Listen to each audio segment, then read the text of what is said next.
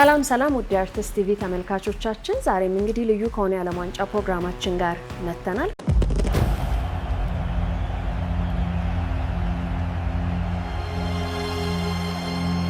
ባላንዶሩን ያሸነፈ ቲም ያለበት አይበላም። አርጀንቲና አሁንም የሜሲ ጥገኛ ትመስለኛለች። ምክንያቱም በዚህ ዓለም ዋንጫ እንኳን እኮ 50% ጎልም ያገባው ሙከራም ያደረገው ባይደዌ ሜሲ ነው። የሚበላው ምግብ ነው አልሽ? ታዲያ በቀን እኮ 6000 ካሎሪ ነው የሚበላው። በቀን 6 ጊዜ ይበላል። በጣም ብሌም የማረጋው ግብጾቹን ነው። ምክንያቱም አንተ በ10 ደቂቃ 3 ጎል እስኪገባብ ማለት የት ነበርክ ነው። ምንም የዓለም ዋንጫ ሊያመልጠን አይችልም። ቻይናና ህንድ ደግሞ ሁሌ ዋንጫውን የሚወስዱት እነሱ ነው። እንግሊዝ ከኖርዌይ ለእንግሊዝ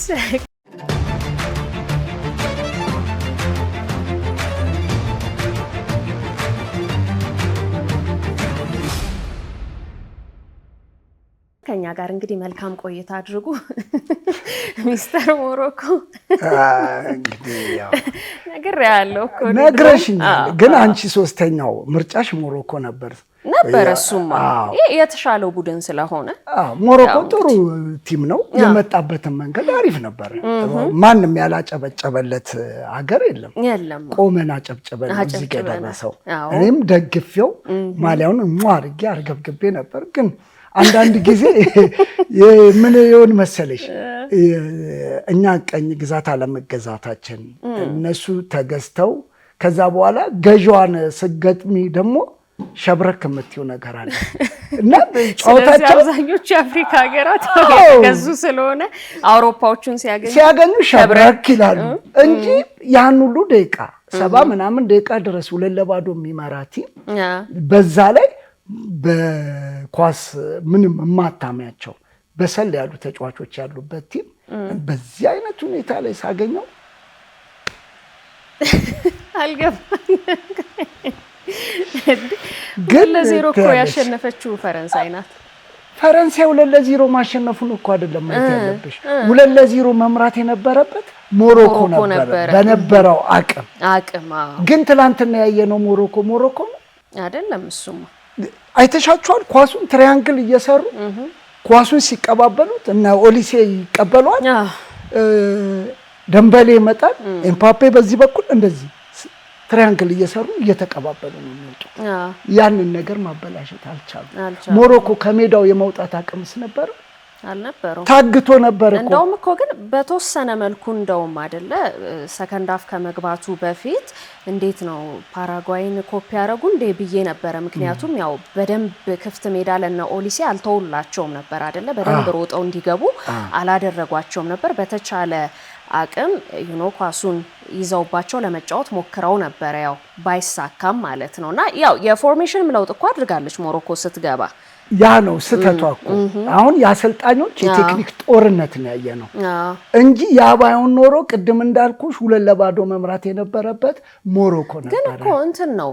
ማጥቃቱ ላይም የነበራቸው መቀናጀት ጥሩ አልነበረም። በጣም ደካማ ነበር። አይ ቲንክ የሳይባሪ መጎዳት ይመስለኛል አይደል? ለምሳሌ የሆነ ሰዓት ላይ ካየ ኢብራሂም ዳያዝ እኮ ኳሱን ይዞ እየሮጠ ገባና ለማን ይስጠው ግራ ገባው። ከዛ እነሳለባ ከጉሩስ እንደውም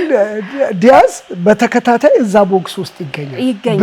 ግን ብቻውን ነበር። አብሮት ሜድ የለም። አሁን 3-5-2 ስታረጂው አምስቱ ሚድፊልዶች አጥቂውን ለማገዝ የሚሄዱበት መንገድ አናሳ ነበር። ከአጥቂው ይልቅ ዲፌንሱ ላይ ነው የሚያተኩሩት። በካውንተር አታክ የሚመጡትን ኳሶች ጠብቀው ጎል እንዳይገባ ለመከላከል ግን ሊያግዷቸው አልቻሉም። በዛ ላይ ክፉ ልጅ ነው ኤምባፔ።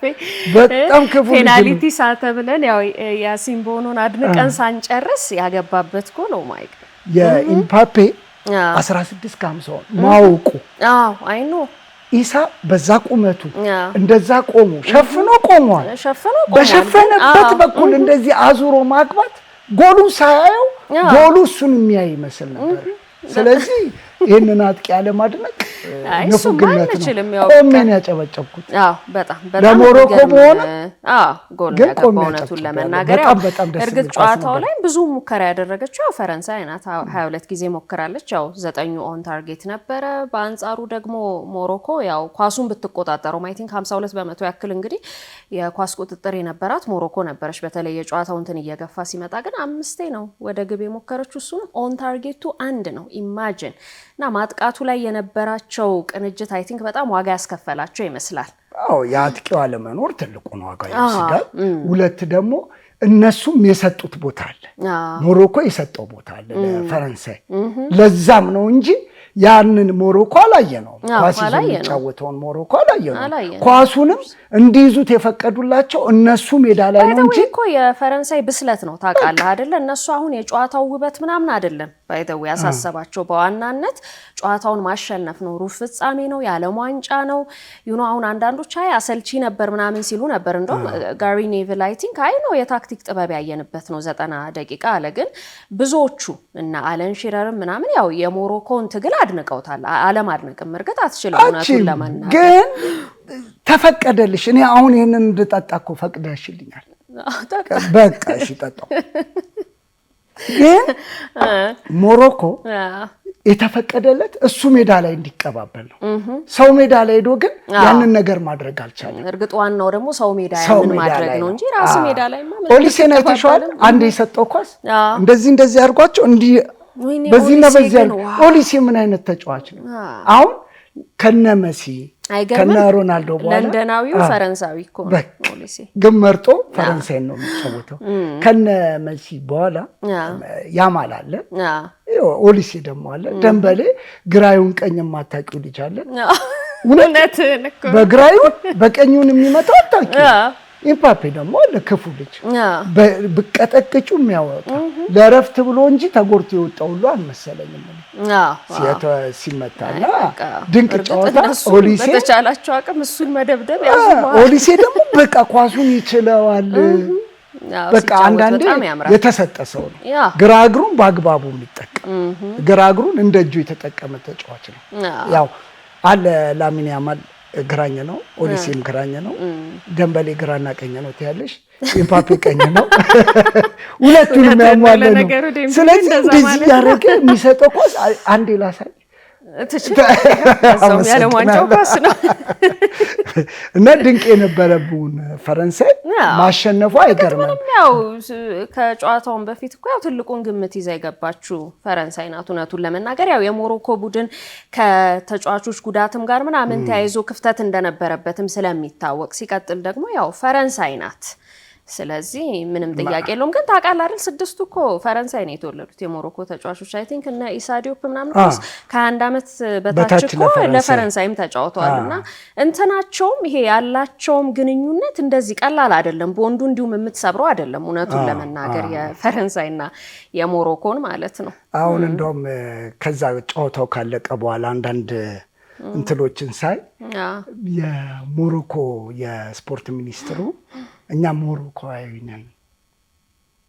ሞሮኮ ለሞሮኮ እንጂ የምትጫወተው ለአፍሪካ አይደለም አሉ ተባለ አይደል ይሄ አባባል አንቺ እንደታየሽው እኔ ያየሁበትን አንግል እነግርሻለሁ መሐመድ ሳርባራድ ይመስለኛል አይደል የሞሮኮ ስፖርት ሚኒስቴር አይ እኔ ይሄ ነገር ግን የተጣራ ወሬ ነው ለምን መሰለ አይመስለኝም ማለት ሶሻል ሚዲያ ላይ ነው በጣም ነገር እየወሰዟዟሪ ተመለከትነውና አንዳንድ ደግሞ ምናልባት አጣርተው ነው እነሱ የሚያወሩት የምትላቸውም ሰዎች ያንን ሲያወሩ ወይም ያንን ዜና ሲቀባበሉት ስለታየ ይመስለኛል ብዙዎች እንዲያምኑት ያደረገው እንደውም እኮ አንዳንድ ሰዎች ትላንትና አይ ፈረንሳይን ነው የምንደግፈው የምን ሞሮኮ ምናምን ሁሉ አሉና ወሬው ግን የተጣራ አይመስለኝም እውነቱን ለመናገር ባይሆን የሞሮኮ የእግር ኳስ ፌዴሬሽን ደግሞ ፕሬዚዳንቱ ማለት ነው ፋውዝ ላቅጂ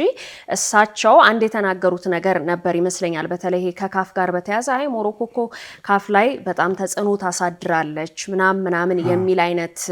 ቅሬታ ሲቀርብባቸው አይ በፍጹም እኛ እንዲህ አይነት ነገር አንቀበልም እንደውም ካሁን በኋላ የአፍሪካ ዋንጫም አናዘጋጅም እንዲህ አይነት ነገር ሁላ ተናግረው ነበርና ሰዎች አይ ቲንክ አያይዘው ከምን ጋር መጡት ማለት ነው ሞሮኮች ራሳቸውን እንደ አፍሪካ አይመለከቱም እንዲህ አይነት ነገር ግን ሐኪም እኮ የተናገረው በቂ አይደል እኛ እኮ የአፍሪካ ብራዚል ግን ሲጀመር እኔ አሁን የሚኒስትሩን ሐሳብ የምደግፍበት መንገድ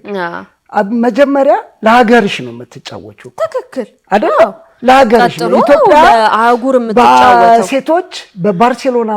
ኦሎምፒክ ላይ የ10,000 ሜትር የወርቅ ሜዳሊያ ስታገኝ በመጀመሪያ ለሀገሯ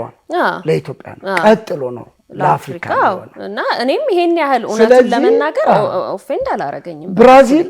ላቲን አሜሪካ ምናምን ያለ መጀመሪያ ብራዚል ነች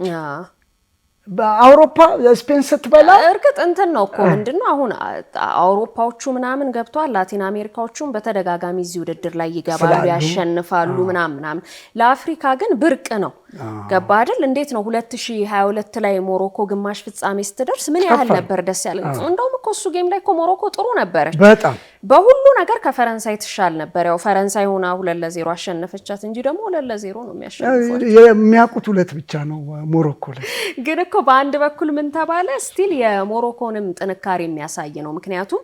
እንደነ ዴምቤሌ ኤምባፔ ኦሊሴ ባሉበት እንትን በጣም በርካታ ግቦችን ሲያስቆጥሩ ነው የተመለከትነው ግን ስቲል ሞሮኮ የተሻለች መሆኗ ነው እንደው 2-0 እየተሸነፈች የምትወጣው አዎ አይ በነበረው እንትን ላይማ የጎል ናዳው መበርከት ነበረበት እንደ ሞሮኮ ሸሽቶ መጫወት የጎል ናዳው መበርከት ነበረበት ግን ቦሎ እውነትም በቃ እየተወረወረ የሚያድናቸው ካሉ ያልተጠበቁ በጣም ብዙ እንትን ብሏል አድኗል ይዟቸው የወጣው እንደውም በረኛቸው ቦሎ እንጂ አባይሆን እንደውም የበለጠ ጎል ሊቆጠርባቸው ይችላል ነበር ኤኒዌይ አንተ እንግዲህ ያው ሰሜን አፍሪካዎቹ ነበር የቀሩክ አሁን በተለይ በጣም ተስፋ ያረከው ሞሮኮ ነበር በቀደም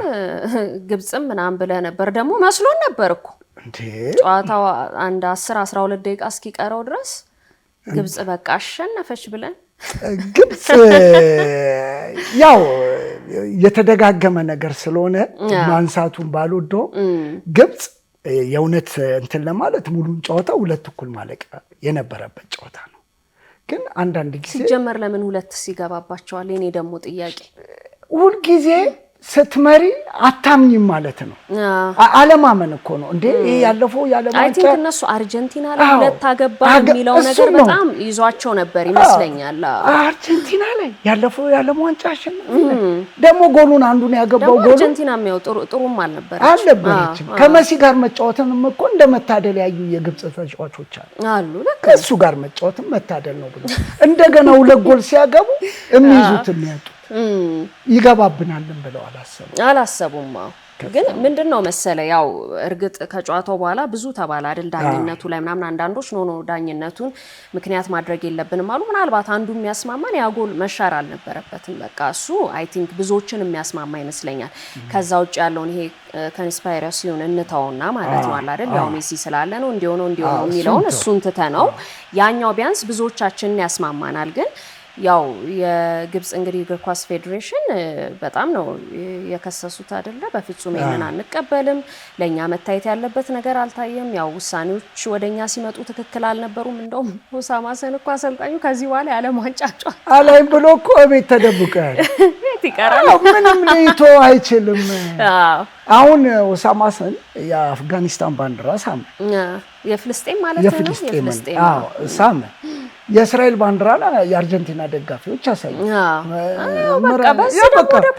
ወደ ፖለቲካ ይዞራል እግር ኳስና ፖለቲካ ደግሞ አሁንም በዚያ ሊነጣጠሉ አይችልም ያ ደግሞ ሲጨመርበት ንዴቱን አቃል እንጂ እግር ኳስ ነው ሳላልተነካም ተነካ አይተውታል ቫሩም አይተዋል ምኑም አይተዋል አይ እኔ ይኸውልህ ይቅርታ አድርግልኝና በጣም ብሌም የማረጋው ግብጾቹን ነው ምክንያቱም አንተ በ10 ደቂቃው 3 ጎል እስኪገባብ ማለት የት ነበርክ ነው የኔ ጥያቄ ገብቷል ተወኮ እሺ ዳኞቹም ላይ ስህተት ይኑር እንበል ስቲል እኮ ማለት ነው ኢቭን ያኛው ጎል ተቆጥሮ ቢሆን እንደው ግብጽ 3ም አግብታ ቢሆን ኖሮ እኮ 3 ይገባባቸው ነበር እኮ እንደማለት ነው ዞሮ ስለዚህ እውነቱን ለመናገር ግባቸውን አልጠበቁም እንደውም አንድ ሰው ወዲያው አይ አፍሪካን ታይም ተጀመረ ብሎ ቴክስት አረጋ ሰዓቱ ምንድነው ግን የአፍሪካ ቡድኖች እኔ አሁን ቅድም መጀመሪያ ላይ ያልኩት ምንድነው 2-0 ሞሮኮ መምራት ነበረበት ነው ያልኩት ለምን የነበረውን የጨዋታ ስታይል ዘይቤው ያምር ስለነበረ ነው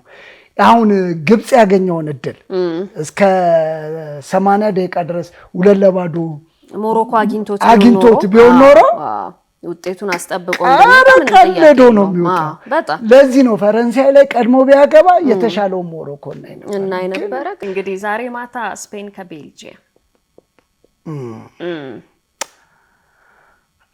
የትራምፕ ቡድን የስፔንም ደጋፊ አይደለ የትራምፕ ቡድን ያባረረው ቤልጂየም አሁን የነበረው ነገር አሁን ከአሜሪካን ጋር የነበረውን ጨዋታ አይተናል። ባልተገመተ ሁኔታ ነው ጎሉን ያዘነበው። አሁንስ ምን አይነት ነገር ይዞብን ይመጣል? እናውቃለን። ስፔን ኳሶቹን በማንሸራሸር ረጋ ብለው ነው የሚጫወቱት። ኳሱን ነው ይዘው የሚጫወቱት። ብዙውን ኳሶች ወደ ዊንግ ሲወጡ ላሚን ያማል ጋር የሚያርፉ ኳሶች ናቸው። የሆነ ነገር ሊያደርግ ይችላል ምናምን የራሱ ተስጦ ተጠቅሞ ተጫዋቾቹን እንደዚህ ጎትቶ ሲያስቀሩት ሁሉ አይተሻል፣ ቢጫ ካርድ ሲዳረጉ። ስለዚህ በግራና በቀኝ በሚመጡ ኳሶች ነው የሚጠቀሙት ወይስ እንደ ሞሮኮ ቤልጂየም ሸሽቶ ከሜዳው ሳይወጣ ለጎል አግቡ ብሎ ሊጋብዝ ይችላል? ማታ ነው እና ያዋለን እርግጥ እንትን ነው ስፔን ባይ ዘ ዌይ የተለየውን ስፔን ነው አይደል በዚህ ዓለም ዋንጫ የተመለከትነው። ምናልባት አሁን ዩሮ 2024 ላይ የነበረው ስፔን የሚገርም ነበር አይደል? አረ ስፔንን ሁሉ አይመስልም እየተባለ በጣም ኳሱ ይንሸራሸራል፣ ኦፌንሲቭ ናቸው ምናምን ያንን አላየንም። አሁን ስናይ በቃ እንደ ድሮ እንደተለመደው በጣም ኳሱን ይቀባበሉታል። ታውቃለህ ሮድሪጎ ብቻውን 520 ምናምን ጊዜ ፓስ አድርጓል ማለት ምንድን አስበው ሳይፈርሽ በዛ ላይ የአብሮት የተጫወቱ የክለቡ ልጆች የሲቲ ልጆች በተቃራኒ ካገኘ በማብሸቅም አይቻልም። ግን ይቅርታ የሚጠይቃል ሲልቫን እኮ ይቅርታ በቃ በግል አሁን ደብሮይነን ያገኘዋል ደብሮይነን አብረው ያሳለፉት ጊዜ አለ። ዶኩን ያው እየቀየረ ነው የሚያስገባው። ምናልባት የመጀመሪያ ተመራጭ ካደረገው እንደውም የጨዋታው ልዩነት ፈጣሪ ዶኩ ይሆናል። ዶኩ ሊሆን ይችላል። በነገር ላይ ቲሊማንስ በዚህ ዓለም ዋንጫ 61 ኪሎ ሜትር የሸፈነው እሱ ነውና ምናልባት ይሄ አለ አይደለ ዓለም ዋንጫው ላይ የራሳቸውንም ቁጥር የያዙ ተጫዋቾች የሚገቡበት ጨዋታ ነው የሚሆነው። ግን ስፔን አሁን ላይ ይሄ በጣም ኢንዲቪጁዋል የሆኑ ተጫዋቾች ላይ አይደለም አይ ቲንክ ዲፔንድ አድርጋ የምትጫወተው የሆነ አላቸው የራሳቸው የሆነ ሞር ይሄ ሲስተማቲክሊ ነው መጫወት የፈለጉት እንደ ቡድን መጫወት የፈለጉ ይመስላል። እንግዲህ እስካሁን አንድም ግብ አላስተናገዱምና ተከላካዩንም እንደዚህ በቀላል የምታየው አይደለምና በአብዛኛው ምንድነው ኳሱን በደንብ አንሸራሽረው አንተ ስተት ስትፈጽም ያው እነሱ ጎሉን ያገቡታል አይነት ነገር ነው በአብዛኛው ያየነው። እንደውም ትንሽ ከኦስትሪያ ጋር የነበረው ጨዋታ ላይ ይመስለኛል ይሄ ፈታ ያለውን ስፔንን የተመለከትነውና እንዴ ስፔንን አየነው ምናምን አልን። ግን ደግሞ አይ ቲንክ በጣም ኳሱን ይዘው በማቆየት በዚህ ሲስተም መጫወት የፈለጉ ይመስላልና የሆነ የተለየውን አይነት ስፔን እያየን ያለ ነው። ዞሮ አሁን የኩኩሪያ እንደልብ መሆን በዛሬው ጨዋታ ላይ ላናይ እንችላለን። ዶኩ ከገባ ኩኩሪያ እንደልቡ ወጣ ገባ ላናይ እንችላለን። የጥንቃቄ ጨዋታ ሊሆን ይችላል። ያው በትራንዚሽን ሜዳቸው አይቀርም ጄሞቹ ጥያቄ የለውም። ያንንም ነው የሚያደርጉት። ያው ፈጣን ተጫዋቾችም አሏቸው። ስለዚህ ያንን ነው ሊያደርጉ የሚችሉት እና በዚህ በዶኩ መሰለፍ አሰልጣኙ እምነት ካለው ኩኩሪያ የሚችለውን ነገር ሁሉ የሚያደርገው ዶኩ ላይ ነው። እዛ ጋር ሄዶ እንትን ማጥፋት አይፈልግም። ጎል እንዳይገባብሽ መጀመሪያ በርሽን ከፍተሽ ሌባ ዘረፈኝ አትይም። በርሽን ዘግተሽ ነው ለዘርፊ የምትሄጂው አይደለ? ጎል ለማግባት የምትሄጂው በርሽን ከፍተሽ ጎል ካገባሽ አንቺም ላይ ይገባል። ስለዚህ በርሽን ዘግተሽ ለመዝጋት ደግሞ ኩኩሪያ እንደ ሌላው ሀገር ላይ እንደ ልቡ የሄደበትን መንገድ ምናልባት ላያደርግ ይችላል። ምንም ጥያቄ የለውም። ከዛ ደግሞ እንግዲህ ቫይኪንጎቹና እንግሊዞቹ አሉ። በነገር ላይ በጣም የገረመኝ ማለት ነው ሌድስ በጀልባ ቆይ ከመሄድ በፊት አይ በጣም ደጋፊዎቻቸው አልኩ በቃ ኖርዌዎቹም ብንሸነፍም ያው በቃ ቀጥሎ ለእንግሊዝ ነው የምንደግፈው ምናምን እንደዚህ እየተሞጋገሱ ነው ያሉት። በነገር ለተመልካች ለተጫዋቾቹ ኖርዌይ እዚህ ጋር መድረሱ ቦነስ ነው። እውነት ቦነስ ነው። አሁን ቢሸነፉ እንደ ሽንፈትም አይ እነሱም ይቆጥሩታል ብዬ አስቡም። እውነቱን ለመናገር የመጡበት መንገድ አሁንም አቅልለውት የሚጫወቱት ነገር ለእንግሊዝ ፈተና ይሆናል ብዬ ነው የምጠብቀው። አሁን እንግዲህ አንድ አይተሻል ሲያስጨፍርም ሲቀስፍም ከሚበላው ምግብ ነው አልሽ ታዲያ በቀን እኮ 6000 ካሎሪ ነው የሚበላው በቀን 6 ጊዜ ይበላል እና በብዛት ደግሞ ይሄ ምንድነው ሆድቃ አዎ ልብ ኩላሊት ምናምን እኛ ሀገር ስጋ ቤት በጧት ተነስተው አንዳንድ ሰዎች ጨጓራ ምላስ ሰንበር ምናምን እሱ ቀድሞ ብቻውን ነው በትልቅ ሳፋ ነው የሚያገኘው አዎ እና እንትን ስኳር ምንም አይጠቀምም በብዛት ውሃ ነው የሚወስደው እንደው የቀድሞ የኖርዌይ አጥቂ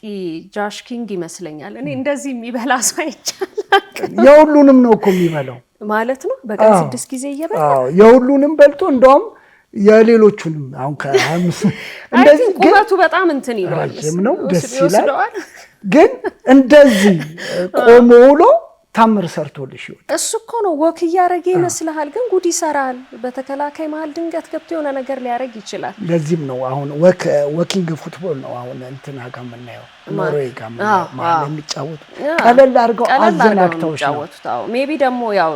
ሃይላይኑንም እንግሊዝንም ሊጠቀመው ይችላል ግን ምናልባት በእንግሊዝ ፕሪሚየር ሊግ ከብዙዎቹ ተጫዋቾች ጋር ስለሚተዋወቅ ተከላካዮቹም ስለሚያውቁት እንደው ያስቆሙት ይሁን ግን ያው ማን ያስቆመዋል ብለ መጠየቅ አለብህ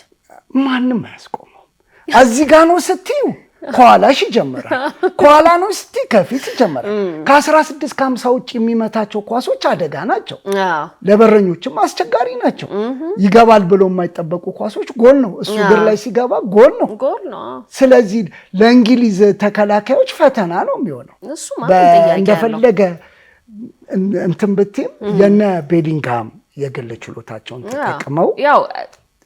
ሞስት ፕሮባብሊ እንግሊዝ ኳሱን ይዛ የመጫወት ነገር ሊኖራት ይችላል በተሻለ ኮንትሮል ልታረግ ትችላለህ እንዳልከው ደግሞ መሃል ሜዳ ላይ ያው በኖርዌይ በኩል ኦዲጋርድ አለ በእንግሊዝ በኩል ጁድ ቤሊንግሃም አለ እዛ ሃሪ ኬን እዚህ ሃላንድ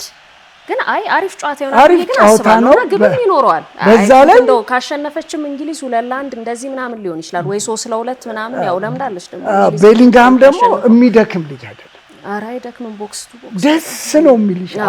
የሚገባ ኳስ ሁሉ አድኖ ሄዶ ያገባል ስለዚህ ደግሞ አይተሃል ማለት ይሄ ልክ እኮ እንደ አጥቂ እንደ ጨራሽ ነው እኮ የሚሆነው ማለት በተለይ አሁን ለምሳሌ ሜክሲኮ ላይ እንኳን ያገባቸውን ጎሎች ስትመለከት በቃ ልክ እንደ 9 ቁጥር አጥቂ ነው መጥቶ እይታው ደግሞ ዳይቫር ጎል የሚያገባ አስበው ሰጥቶ ተቀብሎ ሄዲንግ ያገባል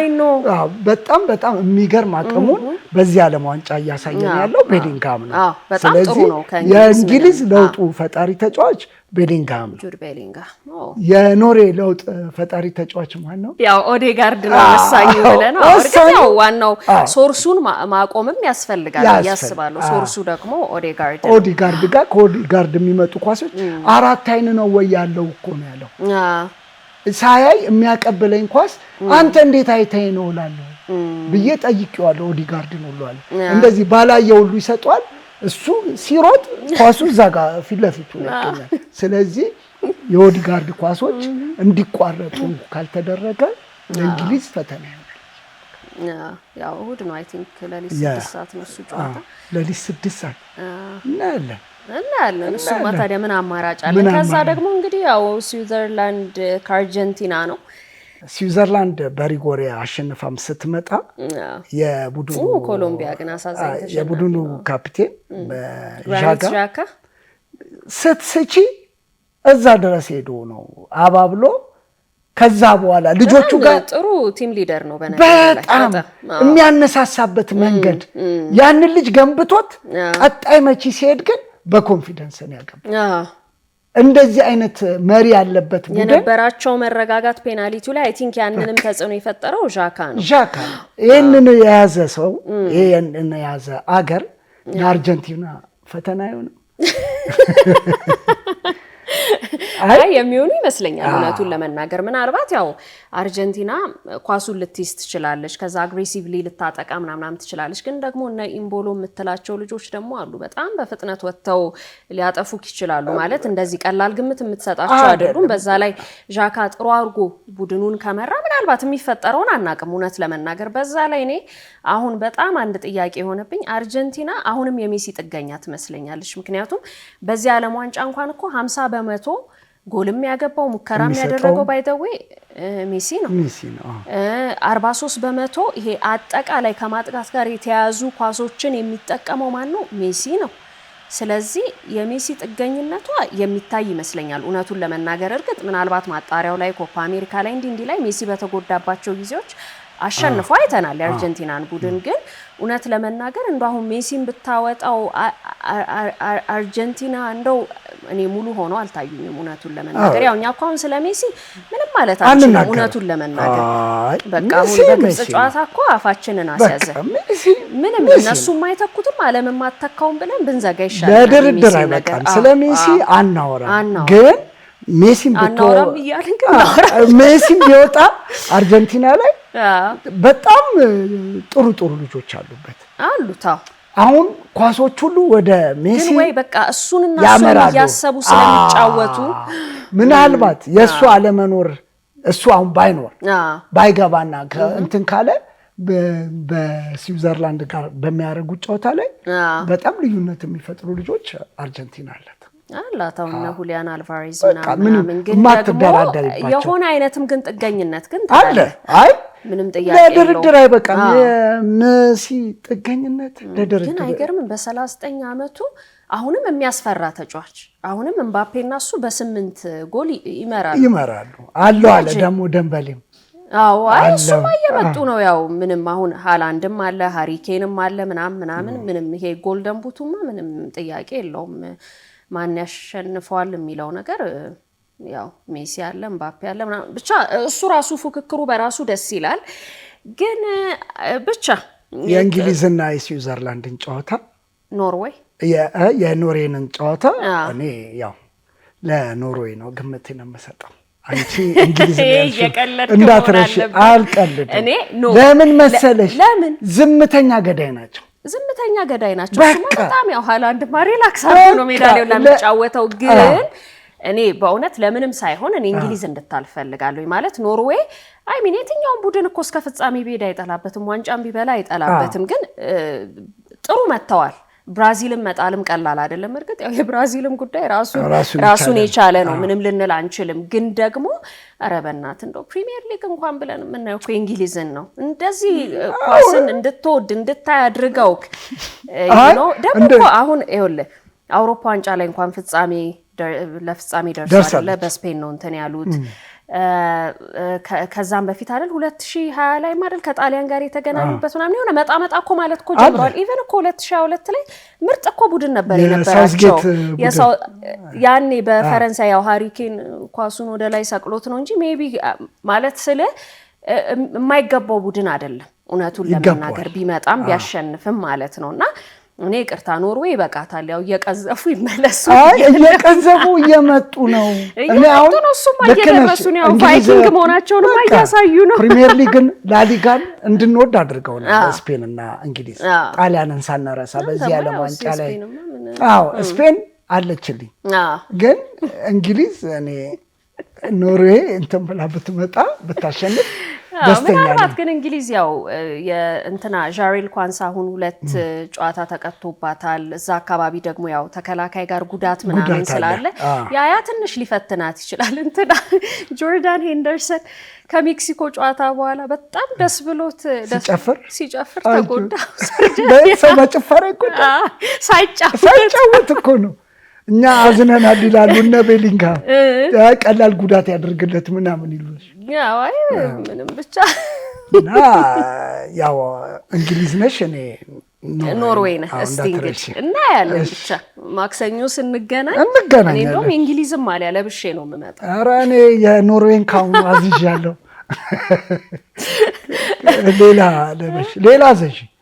እኔ የኖርዌይን ስለማድረግ አንቺ ሌላ የእንግሊዝን ተይው ለምን ኖርዌይ ነው የሚያሸንፈው አይ እኔም እንግሊዝ ነው አርጌ የምመጣው ባይሆን ይሄ ዓለም ዋንጫ ብቻ እያስገረመን ያለው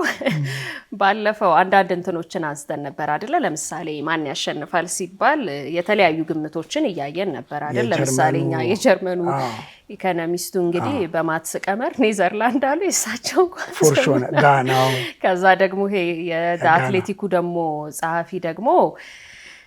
ጀርመን ናት ብሎ የተለያዩ ይሄ ታሪካዊ ማጣቀሻ ያደረገ ለምሳሌ ባላንዶሩን ያሸነፈ ቲም ያለበት አይበላም በውጭ አሰልጣኝ የሚሰለጥኑ ቡድኖች አይበሉ ማለት እንግዲህ ፖርቹጋልና ብራዚል ላይ ተሳክቶለታል እንግሊዝ እንግዲህ በቱዌል እየሄደች ነውና እንደዚህ ብሎ ብቻ ጀርመን ብሎ ነበር እሱም ዝም ነው በፓራጓይ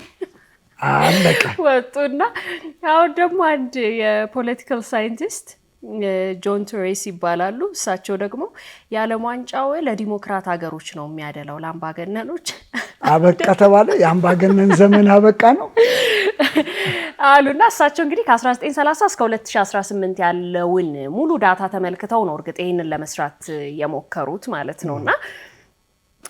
እርግጥ 1934 ላይ ጣሊያን ስትበላ ያው ሙሶሎኒ ነበረ አምባገነን ምንም ጥያቄ የለውም 1978 ለምሳሌ አርጀንቲናም ስትበላ እንደዚሁ አምባገነን መሪ ነበር የነበረውና ግን ምንድነው ከ1982 ወዲህ ግን እስከ 2018 ድረስ እንዳለ ያሸነፉት ዲሞክራት ሀገሮች ናቸው 1982 እኮ የዓለም ዋንጫ ስፔን ላይ ሲደረግ ዋንጫውን ያነሳችው ጣሊያን ነች አሉ እንግዲህ በፓውሎ ሮሲ ነው ብራዚል ላይ 2 ጎል ነው 3 ጎል አግብቷል እና ያው ሙሶሎኒ አምባገነን አይደል እንዴ አይ እንደው አሁን ፊፋ ራሱ እኮ እግር ኳስ ያው ይሄ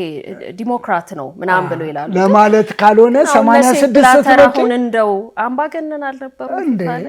86 ስትመጪ ደግሞ የሜክሲኮ የዓለም ዋንጫ ላይ አርጀንቲና ስትወስድ አርጀንቲናስ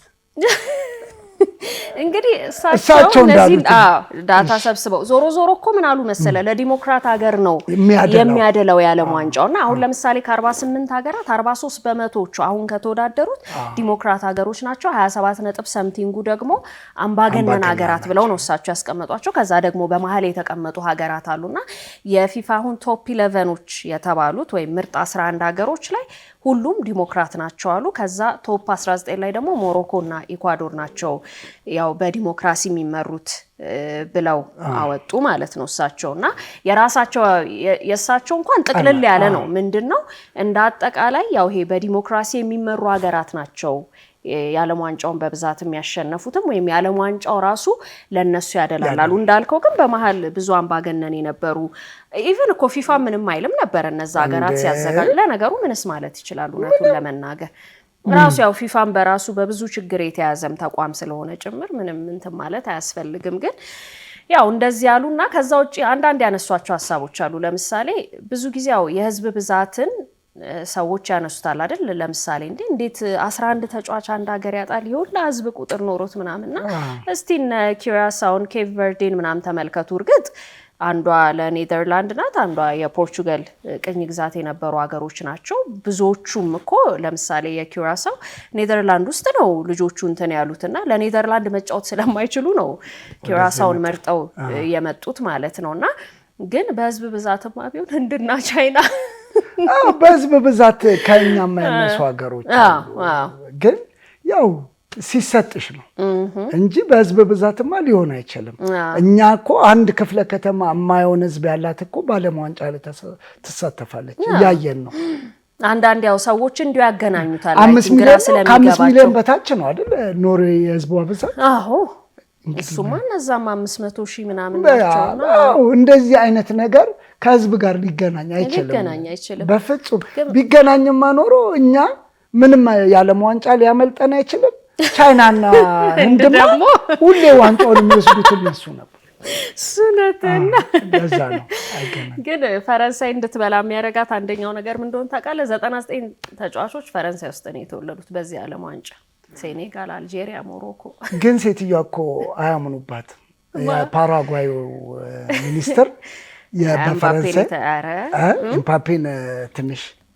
ወጋ ያረጉበት መንገድ ግን አፋቸውን አዘጋ ያው ያገባ ያዘጋል እሳቸው መናገራቸውን ይቀጥላሉ እሱ ጎል ማግባቱን ይቀጥላል እንግዲህ ሌላ ነገር ካልገጠመን እናያለን ሊሰብሮ ይችላል እንግዲህ የጎል ሪከርዱን ይመስለኛል እንግዲህ አላቅም በዚህ አካሄዱ